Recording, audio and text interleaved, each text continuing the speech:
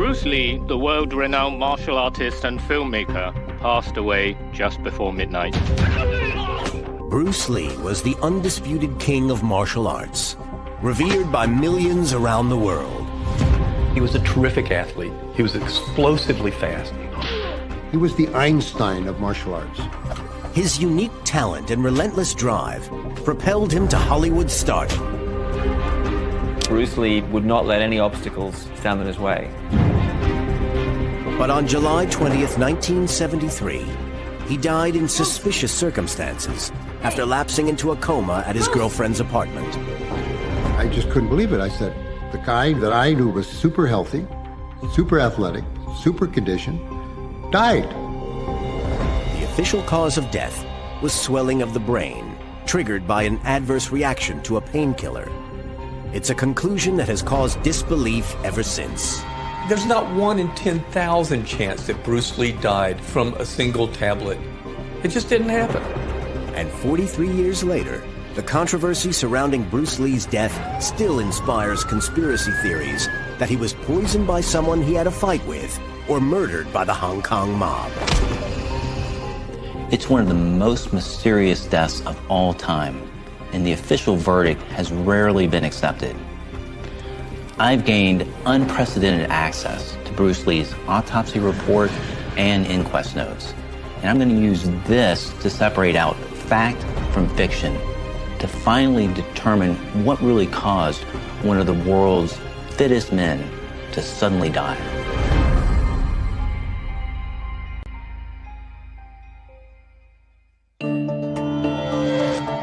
Dr. Michael Hunter is a world-renowned forensic pathologist and the chief medical examiner in one of America's biggest cities.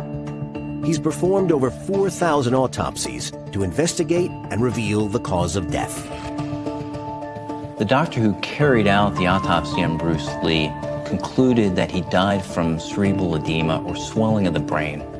The inquest later concluded that the swelling was because of a hypersensitivity reaction to a painkiller he'd taken for a headache. But how does this self-proclaimed fittest man in the world die simply from a painkiller? Using these medical records, I'm going to find out what was happening in the final hours of Bruce Lee's life to determine his real cause of death. 12:30 p.m., July 20th, 1973, Hong Kong. 11 hours before Bruce Lee's death. Bruce is in his study working on a script. He's recently finished his first Hollywood movie, Enter the Dragon, which is about to be released and expected to make him an international star. Bruce's wife, Linda, is off to meet a friend. They married 9 years ago and soon after had a son, Brandon, and a daughter, Shannon, followed 4 years later. This is the last time Linda will see her husband alive. At only 32, Bruce Lee has had a meteoric rise to fame. In just 4 years, he had gone from being a martial arts instructor in Los Angeles to the biggest name in action movies. Bruce Lee was the dreamer. I'm going to Hollywood, I'm going to be a movie star. We didn't realize how totally focused, how totally intense he was on achieving this dream. His hunger for success is evident in this letter he wrote to himself in January 1969.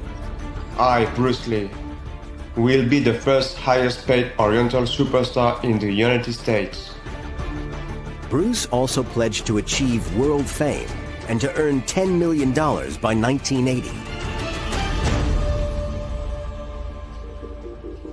But this level of ambition put a strain on Bruce, both mentally and physically. Bruce Lee was tough on himself.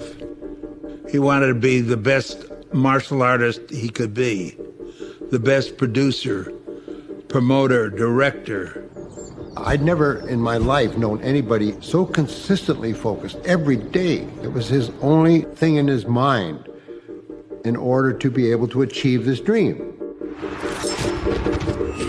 This photograph shows Bruce Lee 12 weeks prior to his death. He looks extremely thin.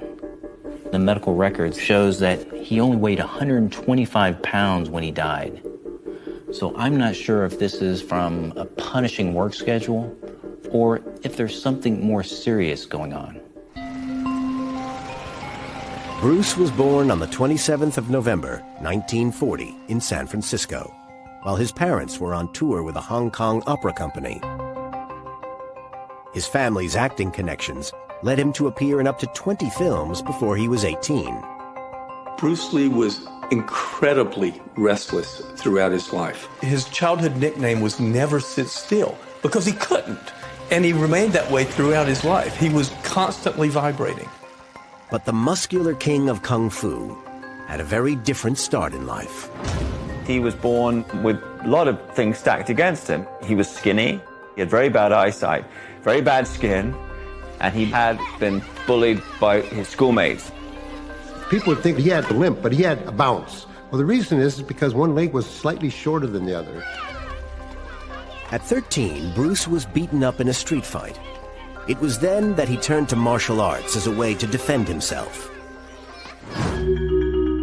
Over the next decade, he honed his skills, until at age 24, he was spotted at a martial arts tournament in the U.S. and invited for a screen test. There is the finger jab, there is the punch, there is the back fist, and then low. Of course, then they use leg, straight at the groin, all come up. His skill and on-screen charisma led to a role in the TV series The Green Hornet, where he played the Hornet's sidekick, Kato. Don't miss Bruce Lee in The Green Hornet.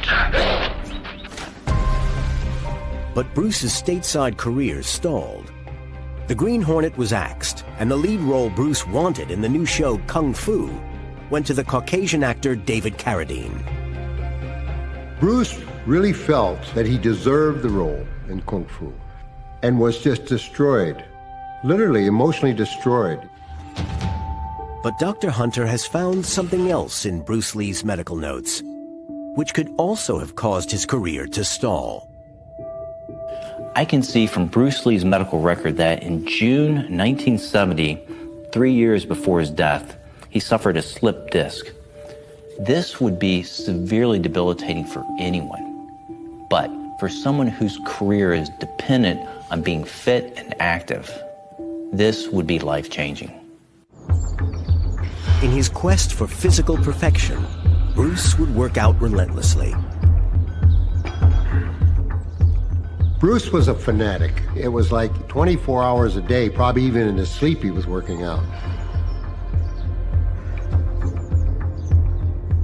Bruce Lee was doing an exercise with weights where he bent forward and then straightened back up, carrying a terrific amount of weight on his shoulders. Bruce slipped a disc in his back, causing excruciating pain. The spine is composed of bony vertebrae separated by discs, which act as shock absorbers. There are two layers. The inner layer is soft and gelatinous, and the outer layer is thicker and stronger.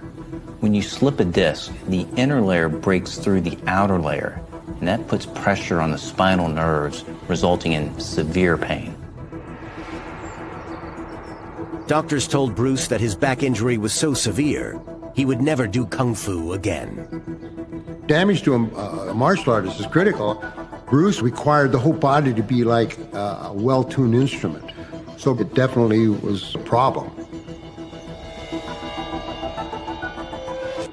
To repair the damage and ease the pain, I've discovered that Bruce Lee was taking the steroid cortisone. Cortisone is a synthetically produced version of cortisol, which is a naturally occurring hormone produced by the adrenal glands in response to stress. It acts as an anti-inflammatory as well as a pain reliever throughout the body. When injected directly into the site of the pain, cortisone suppresses the immune system, rapidly reducing the source of pain and inflammation. With the use of cortisone and physiotherapy, within 6 months, Bruce had defied the doctor's predictions and was back in the gym. The accident that Bruce Lee suffered to his back would probably have finished most people off, but Bruce Lee was highly motivated, fiercely autonomous individual that wouldn't accept his fate. Bruce Lee would not let any obstacles stand in his way. I don't believe Bruce Lee's back injury caused his death, but it does tell me something about his drive and determination. I need to read further into Bruce Lee's notes if I'm going to determine his cause of death. 3 p.m., July 20th, 1973, Hong Kong. 8.5 hours before Bruce Lee's death. Bruce's business partner, Raymond Chow, arrives to discuss their next project. When acting work dried up for Bruce in America in 1971, he returned to Hong Kong to work for Raymond, making low-budget movies for $7,500 per film. The films were box office hits. And within a year of completing them, Bruce was offered the lead in Enter the Dragon, a Hollywood-financed movie that would make him a household name. I've found something deep in Bruce Lee's medical records that has me really surprised. It's something that appears to be a closely guarded secret, and it does give me some real insight into what drove this remarkable man. July 20th, 1973. Martial arts superstar Bruce Lee is found unconscious at his girlfriend's apartment in Hong Kong. He's pronounced dead just 4 hours later.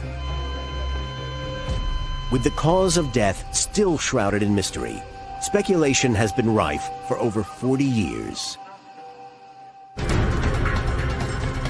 Now, Dr. Michael Hunter has gained unprecedented access to Bruce Lee's autopsy and medical records.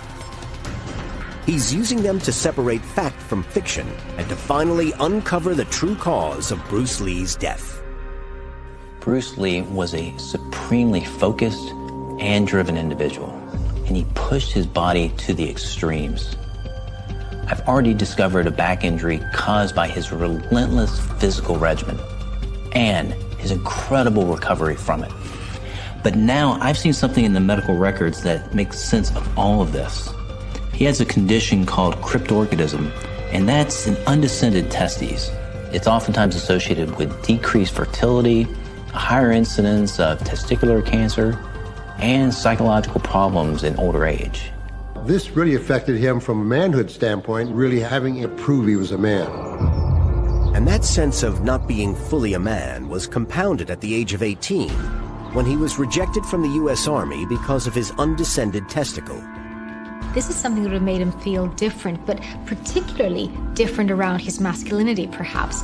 So one has to wonder if the appeal of becoming a martial artist isn't a way of ensuring that masculinity that he may have felt was threatened is actually very clear and very loud for all to see. Born into this unpromising physique was this sheer, unconquerable will to excellence that was going to transform him into the person that we know as Bruce Lee today. I don't believe his cryptorchidism was directly linked to his death, but it does give me a better understanding of why he pushed himself to such extremes. But I've seen something in Bruce Lee's medical records that might help me better understand what happened to him the night that he died. 2:30 p.m., May 10th, 1973, Hong Kong. 10 weeks before Bruce Lee's death. Bruce is dubbing the sound for Enter the Dragon. He's now at the final hurdle to finish the movie that has drained him both mentally and physically. Bruce knew Enter the Dragon was going to be his breakthrough internationally, and he was very nervous about it going wrong. It's an incredibly hot day. As Bruce records his voice, the technicians turn off the air conditioning to keep the noise down. Bruce is sweating heavily.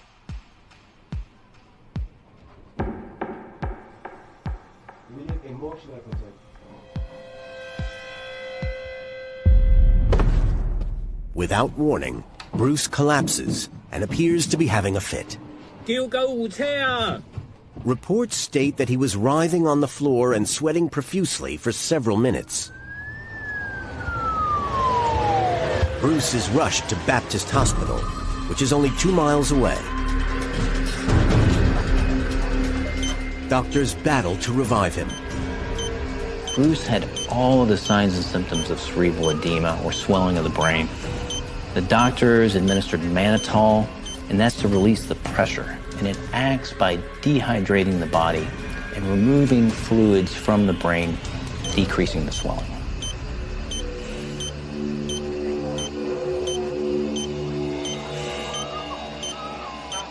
Within an hour of receiving the drug, Bruce regains consciousness. An investigation into what caused the fit is conducted. What they found is that he had ingested a considerable amount of cannabis. It was this discovery that led the doctor who treated him to make a controversial claim. Our diagnosis was that he had probably an overdose of this stuff. Had no medical attention had been available, he would have been dead. I don't buy this theory at all. It's almost impossible to overdose on cannabis. But I can see that Bruce was using cannabis the night that he died, and this indicates to me that he was likely a habitual user. He got really strung out, and he tried to manage it by eating hashish. When he consumed cannabis, he would calm himself down, and it made life easier for him. There's this paradox in Bruce Lee, right? So you've got this amazingly fast, amazingly agile man. And then in his private moments, this man just needing a substance like marijuana just to stay still. While this probably wasn't the best way to de-stress, it was for him the quickest and the easiest route to it, which would have fit in with his psychological makeup. I need to de-stress and I need to do it now. But using cannabis was something Bruce had to keep secret. At the time, in Hong Kong, it was okay to smoke opium, but it wasn't acceptable to smoke marijuana. That was seen as an evil drug, and people who smoked it would have been imprisoned. In Bruce Lee's autopsy, only 0.5 milligrams of cannabis was found in his stomach, and 0.4 milligrams was found in his small intestine. And this is a negligible amount. I don't think cannabis played any role whatsoever in his death, nor do I believe it had anything to do with the apparent seizures he sustained 10 weeks earlier. However, there was something in the way that Bruce collapsed 10 weeks earlier that makes me wonder whether he had a condition that was misdiagnosed and potentially deadly.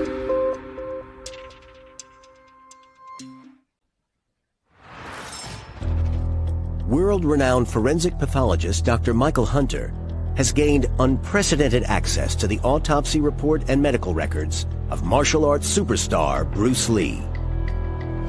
He died unexpectedly after lapsing into a coma. For over 40 years, controversy has surrounded his death. But now Dr. Hunter has found a clue within his records and thinks Bruce Lee's death could be linked to a recently discovered and deadly condition. Sudden unexpected death in epilepsy, also known as SUDEP, was first officially recognized in 2006. It kills up to 8,000 Americans every year, and it's most commonly seen in men between the ages of 20 and 40. It involves a seizure that causes the heart and lungs to stop, and it's brought on by a lack of sleep and stress. When Bruce collapsed in the studio weeks prior to his death, he was clearly stressed.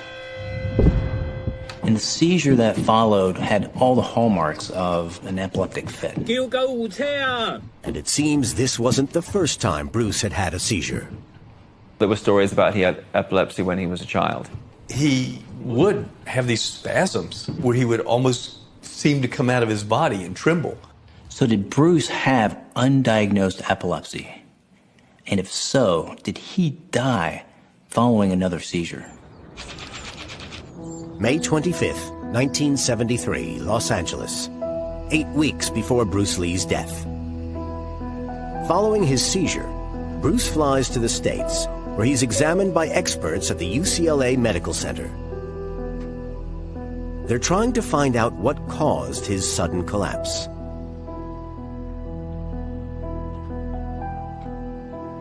After a thorough examination, they find that Bruce has a nonspecific convulsive disorder. It is estimated that up to 10% of the population will have a similar type seizure sometime in their lifetime. And this is oftentimes associated with some underlying health problem or, say, a low blood glucose level. But what is important is that this diagnosis is not epilepsy. And those closest to him have also questioned whether Bruce was epileptic. Nobody remembers him having epilepsy during his time filming movies. Nobody remembers it from the Kung Fu school. Nobody remembers it from when he made films as an adult. Linda Lee has denied that her husband was epileptic, and something was going on. And there had been something going on throughout his life. Although Bruce did have the occasional seizure, looking at the reports of the inquest, there's no mention of anyone witnessing him having a seizure on the night that he died. So I'm going to discount sudden unexpected death in epilepsy or anything to do with seizures as a cause for his death. But I still need to find out how this supremely fit expert in martial arts suddenly died. 7 p.m., July 20th, 1973, Hong Kong. 4 hours before Bruce Lee's death. Bruce and his business partner, Raymond Chow, are at actress Betty Ting Pei's apartment. They are going through the script of their upcoming movie, Game of Death, in which Betty is to star. Bruce and Betty were having an affair or a relationship, I don't know how you want to define it. Like they were not just special friends. As Bruce works through the script with Raymond and Betty, he complains of feeling tired and unwell. He drinks 2 cans of soda, but his condition doesn't improve.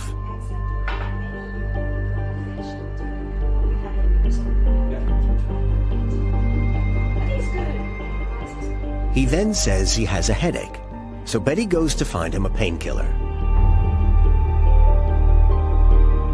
She gives Bruce a tablet of the prescription painkiller, Equagesic, that she has been taking for anxiety.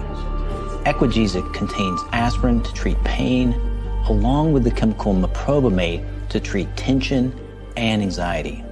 And this was commonly prescribed in the 1960s and 70s. Betty Ting Pei reports that she only gave him 1 tablet, and the toxicology report supports that. Despite taking the painkiller, Bruce's headache worsens, so he goes to the bedroom to lie down.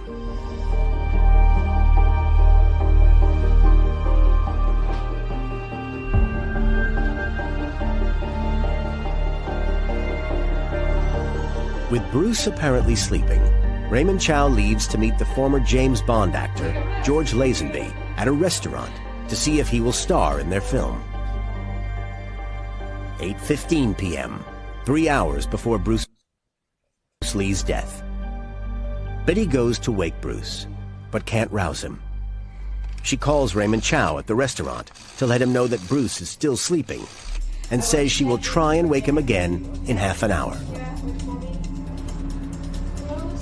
Around 9 p.m., Betty attempts to wake Bruce again, but still can't rouse him. What Betty told me is that she became frightened when Bruce Lee was unresponsive and didn't know what to do. And that she waited quite some time before contacting anyone.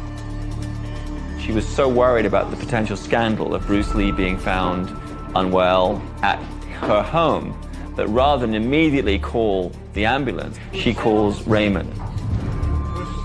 9:30 p.m., 2 hours before Bruce Lee's death. Raymond Chow arrives at the apartment, and when he also fails to wake Bruce, they call Betty's doctor. Betty's personal physician can be relied on to show discretion. This gentleman comes to the flat and finds Bruce to be unresponsive. From Bruce Lee's medical notes, I can see that the doctor who examined him said he was deeply comatose and not rousable. His pulse was not perceptible, and there were also no signs of respiration.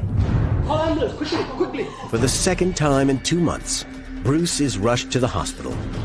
Crucially, he's taken to Queen Elizabeth Hospital, which has better facilities rather than Baptist Hospital, where they treated him after his previous collapse. 10:15 p.m., 1 hour before Bruce Lee's death. He's rushed into the emergency room.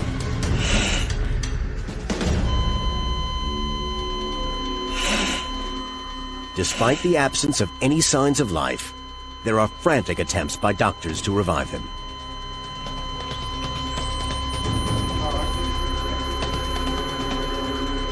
People did not want to take responsibility for the death of the most famous person in Hong Kong on their watch in their hospital. So they worked on him very intensely. Adrenaline is injected directly into his heart. But it has no effect.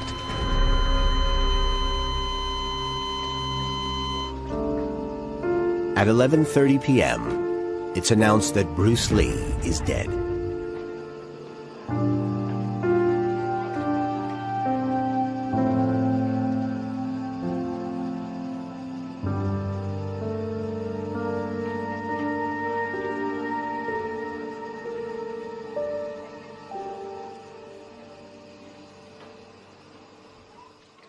I got a phone call, and some guy said, "Did you hear Bruce died?" And I just couldn't believe it. I said, the guy that I knew was super healthy, super athletic, super conditioned, died. So it was quite a shock. Part of my life died when he died, because I had so much respect for him. From the evidence that I've seen from Bruce Lee's medical notes, I believe in all likelihood that he was dead on arrival to the hospital. In an effort to hide that Bruce had died at his girlfriend's apartment, it was announced he died in the garden of his own home. When the true story did emerge, it caused a media storm. It was sensational. Every tabloid, every newspaper, every publication in Hong Kong, it was front page news. Despite the revelations about Bruce's affair with Betty Ting Pei, Linda Lee remained loyal, attending a service in Hong Kong along with 25,000 grief-stricken fans. Bruce was buried 4 days later in his wife's hometown of Seattle, with movie stars Steve McQueen and James Coburn acting as pallbearers. The official cause of death was that Bruce died from a hypersensitivity reaction to the painkiller Equagesic. Hypersensitivity occurs when the body's natural defense mechanism mistakenly identifies a foreign but non-threatening substance as something dangerous. The confused immune system goes into overdrive, releasing chemicals into the bloodstream. Instead of protecting the body, it starts to attack itself, which left unchecked can prove to be fatal. There are a number of things that make me discount the official verdict in the inquest. First of all, I would have expected marked swelling of the upper airways if indeed this was the cause of death. But the autopsy report just doesn't show it. There is also no history of him suffering hypersensitivity reactions in the past. I don't believe hypersensitivity reaction to a painkiller explains his death. But Bruce was suffering from a headache prior to lapsing into a coma. So, was there something catastrophic going on with his brain, such as a ruptured brain aneurysm, and is this the cause of death? Bruce Lee's sudden death at the age of 32 sent shockwaves around the world. The official verdict by the coroner was that he died from hypersensitivity to a painkiller. But this verdict proved controversial, and speculation has been rife ever since. Now, with access to the autopsy report and notes from the inquest, Dr. Michael Hunter plans to uncover what happened in Bruce Lee's body in his final hours. I have already discounted the official verdict that he died from a hypersensitivity reaction to a painkiller. And I've also ruled out any possibility that his death was somehow related to cannabis or from an epileptic fit. But Bruce did complain of a headache just before he died. So I want to investigate whether his death could have been caused by a ruptured aneurysm. A ruptured aneurysm is a balloon-like bulge or weakening of the arterial wall. As the bulge grows, it becomes thinner and weaker. The arterial wall can become so thin that the blood pressure within can cause it to burst or leak, releasing blood into the space between the skull and the brain. Prior to Bruce's death, he had been complaining of a headache. He was telling me at the time, which I got to admit I didn't take much notice of, he was getting headaches. And I was thinking, God, you look healthy. I mean, I haven't seen anybody look healthier than you. And I just dismiss it. Brain aneurysms can be the result of a genetic defect of the arterial wall, but, and significantly in Bruce Lee's case, can be the result of head trauma. Because of his back injury, Bruce would use a stuntman to do backflips, but would do all his fight scenes himself. Bruce Lee took numerous blows to the head in the process of making those fight scenes. Bruce had also been involved in numerous impromptu fights with people who had challenged him on the set of Enter the Dragon. A lot of people thought if I put Bruce Lee down, I'm going to be a star, you know, I'll have a film contract. So there were constant challenges. A lot of very tall men and also very muscular men will often say that they're challenged to fights or people will be kind of aggressive towards them as a means of proving that they can take them. Well, imagine being Bruce Lee, arguably the most famous fighter in the world. People would see him, and of course they couldn't separate the character, and that meant that he was constantly confronted with challenges. It was a huge problem for Bruce. It's evident that Bruce has sustained a lot of head trauma over his career. But did this cause an aneurysm to form? A telltale sign of a ruptured aneurysm is subarachnoid hemorrhage or bleeding on the brain surface located at the base of the brain. But when I look at the autopsy report, I see no signs of this at all. So I'm going to discount this as a cause of death. But as I read further into the autopsy report, I can see that there were tests done for mercury and lead, two of the trace metals most commonly associated with poison. It makes me wonder if Bruce Lee's death was somehow associated with foul play. In the months before he died, Bruce Lee became increasingly worried that someone might try to kill him. People that knew him right at the end were saying that he was becoming very paranoid. Some people were attributing it to maybe taking drugs, but he definitely was changing physically and mentally at the time he died. He kept a sword beside his bed, and he started carrying a gun with him everywhere he went. Witness accounts given at the inquest state that apart from complaining of tiredness and a headache, Bruce did not seem unwell in the hours leading up to his death. To go from being healthy to dead in such a short amount of time suggests that Bruce Lee may have ingested a poisonous substance. So the question is, was Bruce Lee poisoned? And if so, by who? A number of people had reasons to kill Bruce Lee. He wasn't that well liked. He got to be a very difficult person to get along with. He had fights with a number of people publicly. Bruce had a very short temper. If you did anything at all that challenged him or made him feel threatened, you were pushing a very, very sensitive trigger. Bruce had made some powerful enemies on his journey to Hollywood. One of the main suspects in Bruce Lee's death is Big Boss director Lo Wei. He and Lo Wei had a physical altercation where Bruce Lee pulled a knife, held it to Lo Wei's neck, and threatened to kill him. It's not just disgruntled directors who have been linked to Bruce's death. Gangs operating within Hong Kong's shadowy underworld have also been implicated. The Hong Kong gangs did have influence in the film industry. Bruce Lee would have been an outsider. He was going to do things his own way, and the mob would not have liked that.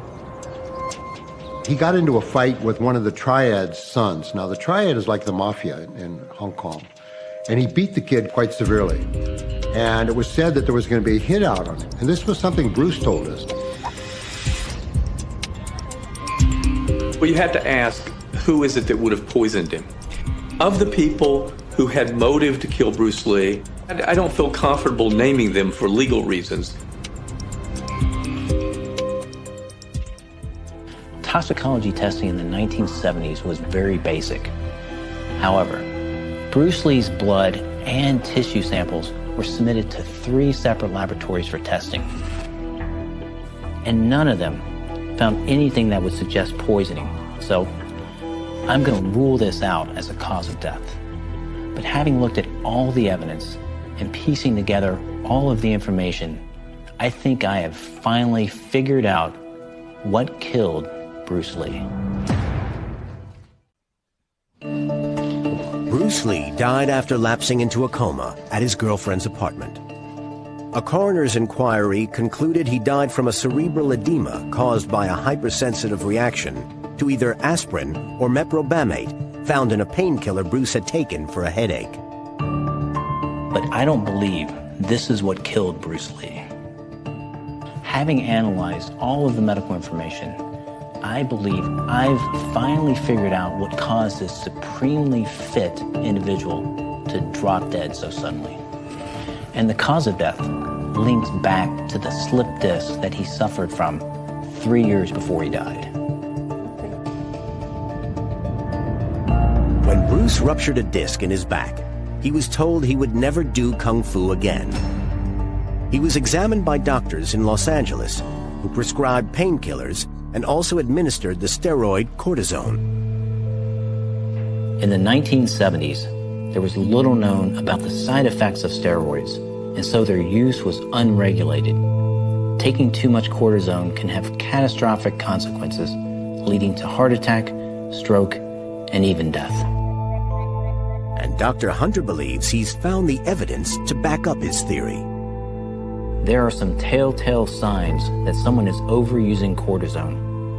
The first is excessive perspiration. People who habitually take these drugs have been known to have an operation to remove their glands. It's a rare procedure, but consistent with this type of drug abuse. And I can see from Bruce Lee's medical records that in November of 1972, he underwent a procedure to have his sweat glands removed from under his arms. Bruce was also affected by extreme weight loss in the months before he died. Another indication of overusing cortisone. When Bruce was examined by doctors in Los Angeles following his first collapse, he told them he was suffering from stress and was having difficulty sleeping. He also revealed he had lost his appetite. The doctors that examined Bruce found that he weighed only 125 pounds and were concerned about his low weight. His body fat percentage at this time was 1%, so it's basically skin over muscle and bone. To address his weight loss and lack of appetite, Bruce had taken to drinking high-protein shakes made by his wife, Linda. He drank cow blood, glasses of it, sometimes mixed with milk, sometimes straight cow blood, because he felt that it had an enormous number of vitamins in it and minerals that would help him. Bruce's loss of appetite and his loss of weight are consistent with the overuse of the steroid cortisone. Bruce was also exhibiting other side effects in the months leading up to his death, including headaches and a change in skin tone. Cortisone causes blood vessels to dilate, resulting in reddening of the face. One of the things that you see in looking at Enter the Dragon, his color has changed. He's ruddy looking. The camera person, Charles Lowe, on Enter the Dragon, told me that he was actually concerned about Bruce Lee's color changes. Action.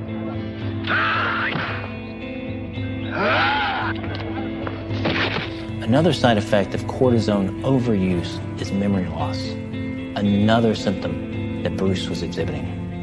He'd tell the same person the same story over and over again, not remembering that he'd said it before. And he became increasingly short-tempered. He was getting into fights with crew members.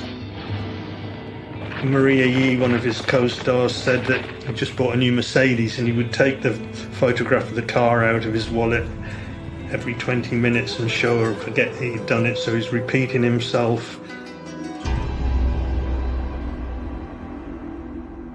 Due to his back injury, Bruce Lee began taking cortisone 3 years prior to his death. And this evidence shows that he never quit. And this continual use for 3 years can have a devastating effect on the body. Cortisol is one of the main hormones released by the adrenal glands, and it helps regulate blood pressure, water, and salt balance in the body. The overuse of cortisone inhibits the adrenal glands, causing adrenal insufficiency. In extreme cases, the kidneys are not able to regulate salt and water balance, causing blood volume and blood pressures to drop, leading to cardiac arrest and death. This is known as adrenal crisis. Once the crisis started, his cardiovascular system started to collapse. His temperature began to rise, so he drank sodas to cool down. This led to an imbalance of fluids in the tissues of his body, which became oversaturated. When his headache occurred, Bruce took an Equagesic. He then went to lie down, where his cardiovascular system continued to collapse and his body continued to overhydrate. Soon after, the crisis occurred as his circulation stalled and he experienced cerebral edema and fatal coma. From examining all of the medical records and the available information, I believe that adrenal crisis is the best explanation for Bruce Lee's death. The reason he survived an identical emergency 10 weeks before was simply because he was taken to a hospital where the doctors gave him a drug that counteracted the rehydration that had been triggered by a similar adrenal crisis. However, although Bruce Lee died of adrenal crisis from overuse of steroids, it seems to me that what really killed him was his relentless and unforgiving drive and ambition. His less than physically perfect start in life led him on a punishing path to prove to himself and to the world that he wasn't just a man, but the ultimate embodiment of masculinity. Bruce Lee should be remembered as somebody who totally transformed himself, and in doing so transformed the entire world. His legacy is for the young people who have a dream, who just because they are small or they have what they feel are disadvantages, that should only be a stepping stone to make you grow and achieve the things that are important. A lot of people will forget about Bruce Lee, but every time they go to a movie and they see somebody do a scream, jump in the air, boy, that's terrific. Well, they're all copying Bruce.